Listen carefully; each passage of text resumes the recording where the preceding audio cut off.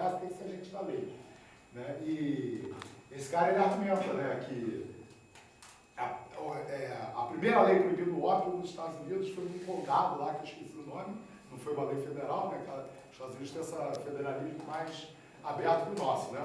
Lá você pode ter lei penal municipal, lei penal estadual. Aqui no Brasil, lei penal só federal, né? E num desses condados teve a lei específica, proibida aos chineses fumarem ópio. Claramente uma lei que restringia só aos chineses. Então, a história do proibicionismo tem a ver com isso tudo no século XX, né?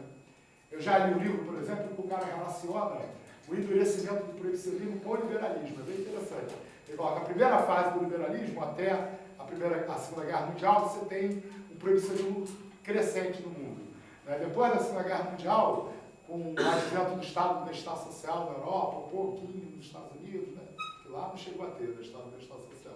O Obama está agora, né? Tentando fazer os tempos dele. Mas teve New Deal. Foi... Sim, exatamente, teve New Deal, né? Que foi social-democracia lá, né? E nesse período, até a volta do Nixon ao poder, que é 68, você tem um abrandamento dessa coisa proibicionista nos Estados Unidos. Aí, a partir do Nixon, esse negócio volta com peso.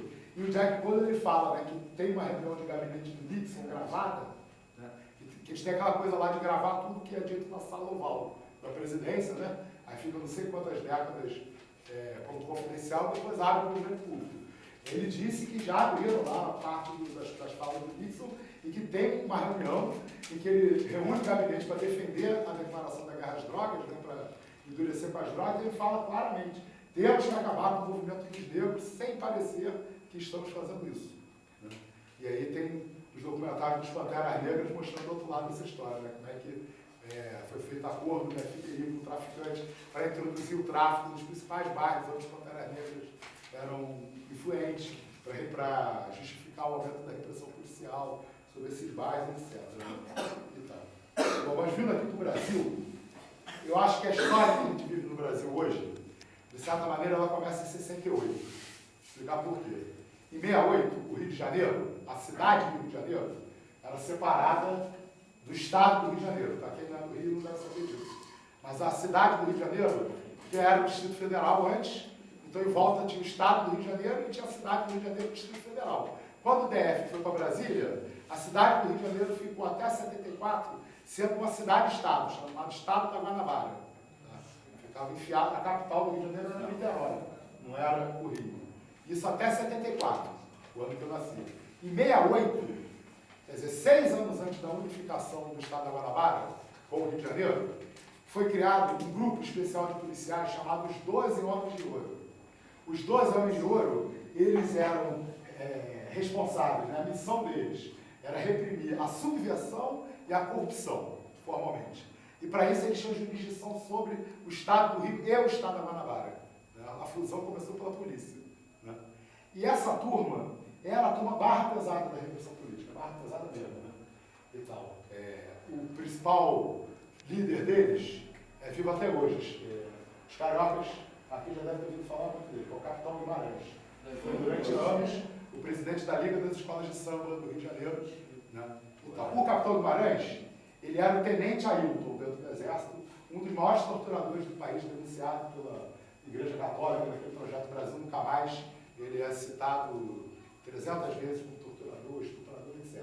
Essa turma, a primeira coisa que eles fazem, ainda em 68, é passar a controlar o roubo de carros no Rio de Janeiro. Tá?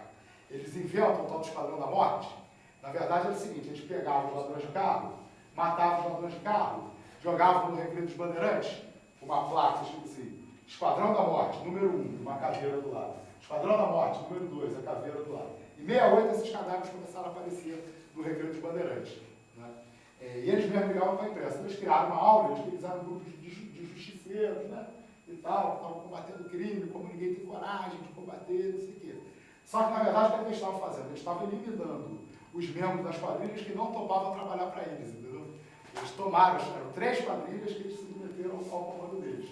Unificaram e se submeteram ao comando deles. Com a grana do roubo de carro, que eles passam a controlar em 68 ainda, eles passam a investir no jogo do lixo. Começam a comprar bancas no jogo do lixo, começam, né, a expandir o negócio do jogo do lixo e chega a dominar o jogo do lixo. O Capitão Guimarães, durante décadas, foi o presidente da Liga das Escolas de Samba, porque ele era, esse cargo, na verdade, era o cargo legal do presidente do Clube dos Bicheiros, vamos dizer assim.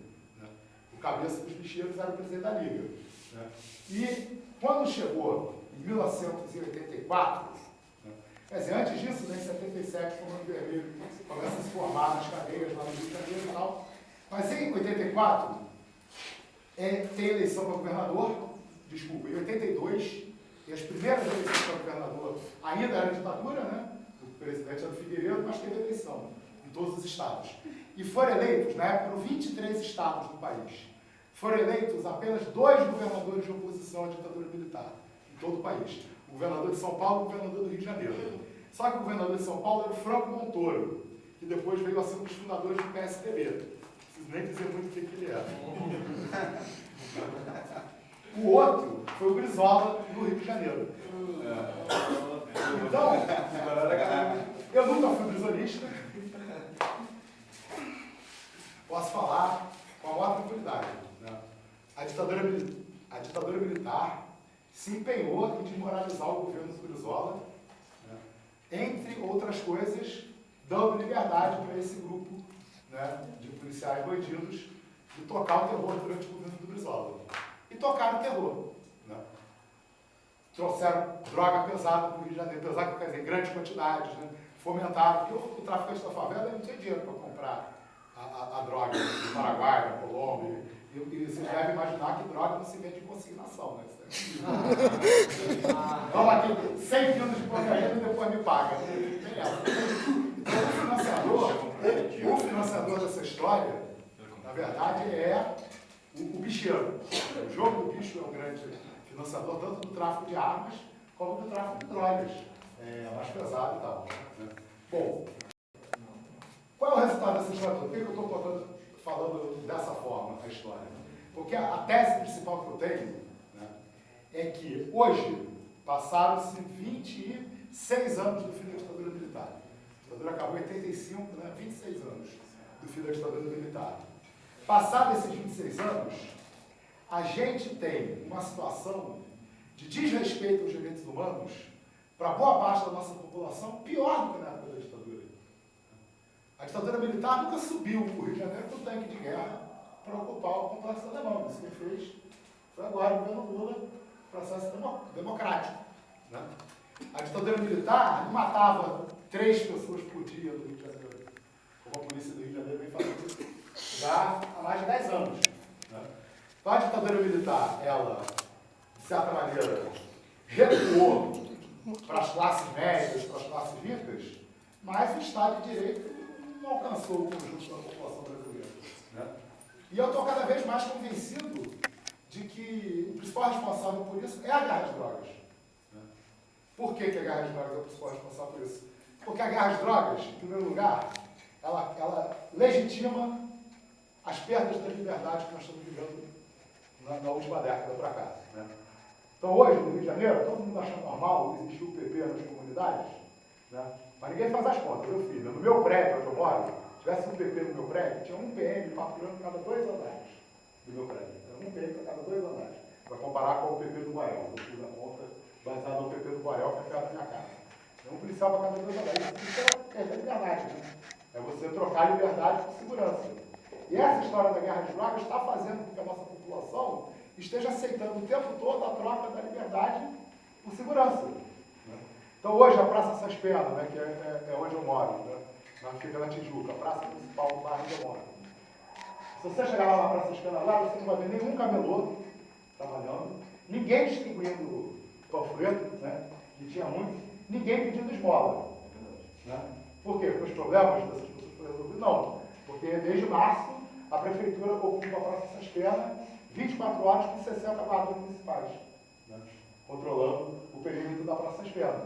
Isso é aplaudido, né? A gente tem uma ocupação militar maciça na Praça Sas Pena e a população acha isso bom, porque está se livrando do crime, da violência e etc. Né? A coisa de você ter mandato de busca coletiva. Não sei se o pessoal de fora do Rio sabe, pelo menos no Rio de Janeiro acontece isso, né? A polícia cerca uma favela, o juiz vai lá e dá mandado de busca coletiva para 10 mil barracos, para 5 mil barracos.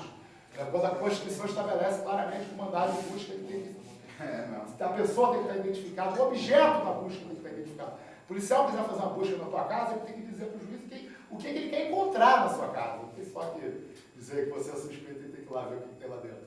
Tem que dizer, não, ele provavelmente tem 5 quilos de maconha dentro da casa. Aí você consegue mandar. Mas nas comunidades, isso não vale. Né? Tem alguns estudos, estudo da Vera Malaguti Batista, né? Isso daí é impressionante. A tese de mestrado dela chama-se Difíceis Ganhos Fáceis, Drogas e Juventude no Rio de Janeiro. Ela analisa 20 anos de processos na segunda vara de infância e juventude contra adolescentes, usuários ou traficantes de drogas. A pesquisa dela vai de 68 até 88.